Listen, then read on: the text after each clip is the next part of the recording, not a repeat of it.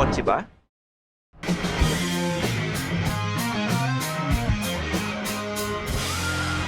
Philkotse na. August is known to be a ghost month, pero instead of ghosting, mga bagong sasakyan pa rin ang dumarating sa Pilipinas.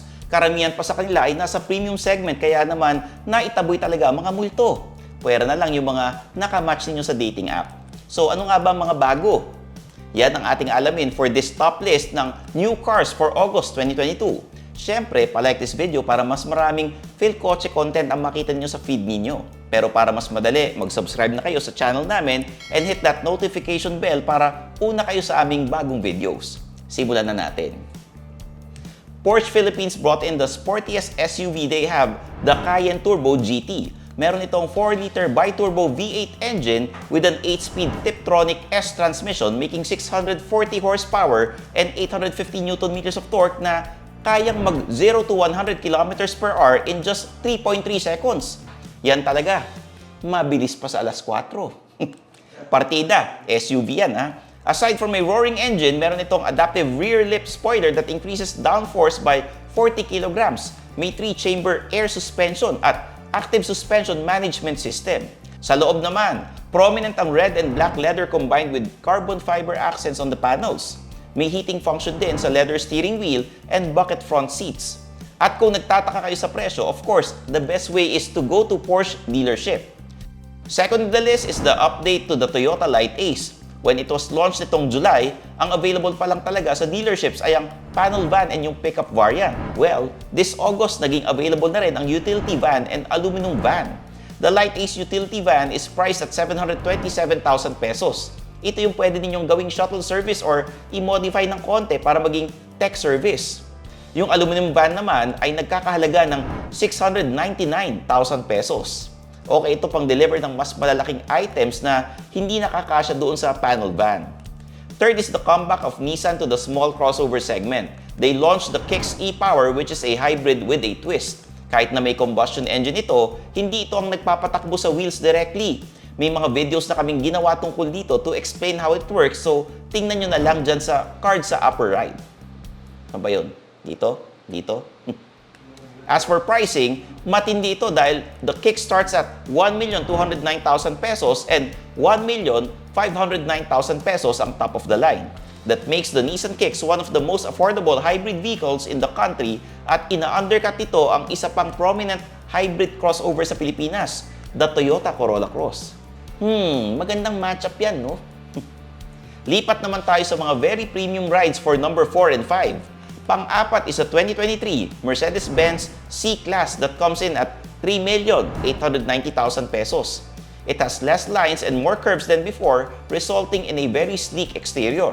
But while the front end shows luxury, the 18-inch wheels and rear end exude sportiness, which the C-Class is also capable of.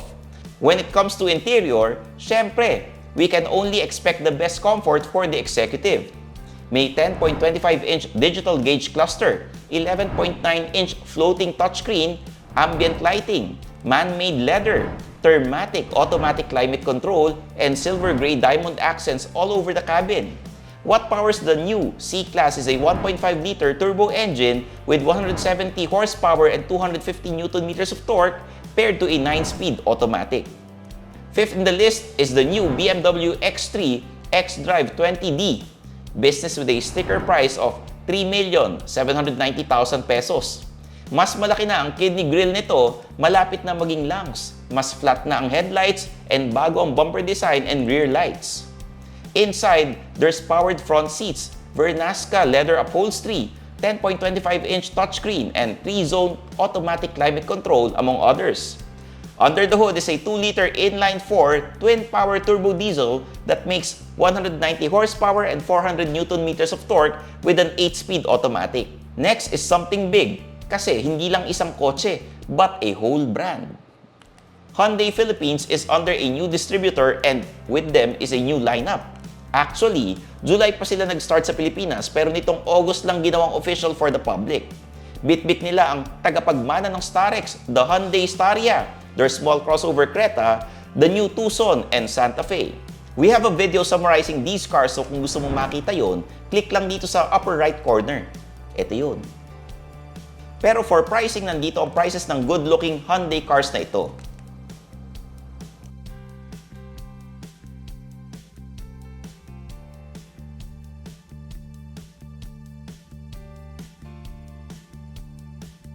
Aside from these, kinonfirm din nila na darating ang Hyundai Ioniq 5, Palisade, and the Stargazer MPV in the near future.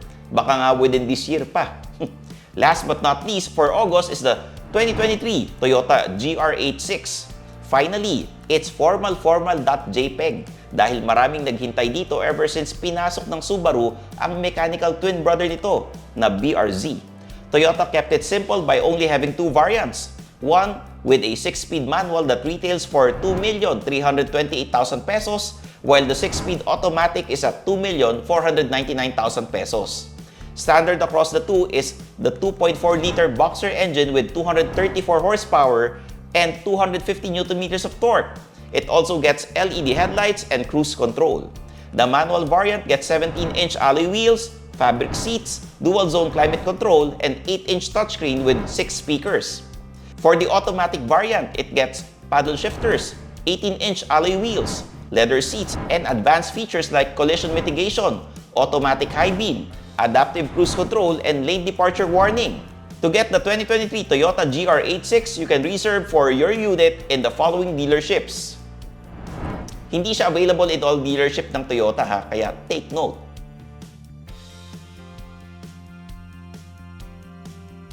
And that wraps up our top list of new cars for August.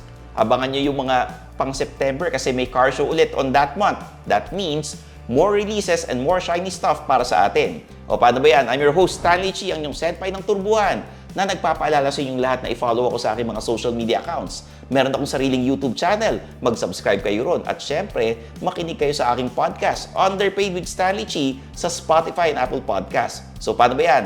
Kita-kits tayo sa next video, dito lang sa Philkotse. Bye-bye! Thanks for watching. For the latest news, reviews, and anything you want to know about cars and car ownership, visit philkotse.com. Follow us on YouTube, Facebook, Instagram, and Spotify para hindi ka huli sa usapan. Tandaan, kotse ba? Philkotse na!